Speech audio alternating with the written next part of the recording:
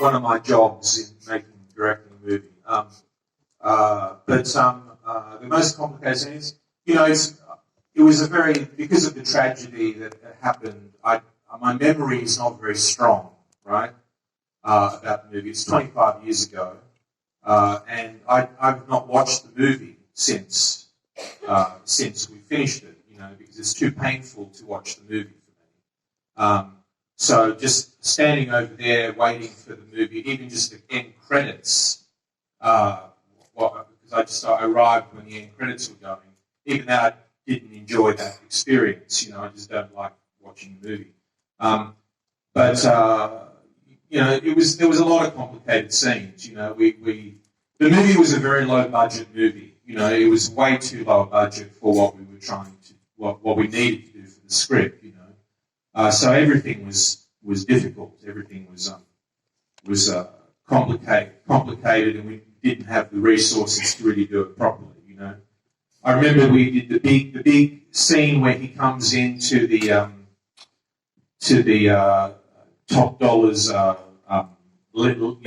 boardroom with all the guys around the table, and the big shootout that goes on there, and the nightclub downstairs. That was a very complicated scene to do. And, we were shooting in the middle of winter in Wilmington, North Carolina, which is freezing. The dolly tracks had ice on them, where they had to put flame on the dolly, to move the camera backwards and forwards to melt the ice, Brandon had to walk around without a shirt on in freezing conditions,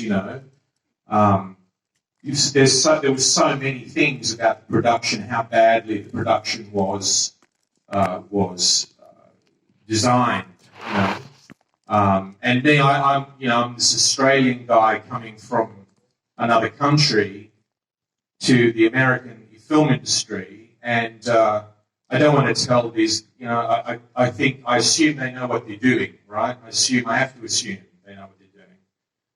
But there were a lot of bad decisions made and a lot of cost cutting to try and keep the budget down, which I think is what eventually caused the tragedy to happen.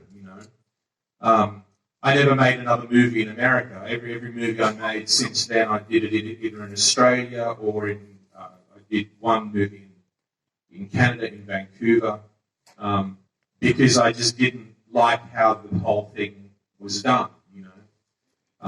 So everything was difficult to make it, in a nutshell, and everything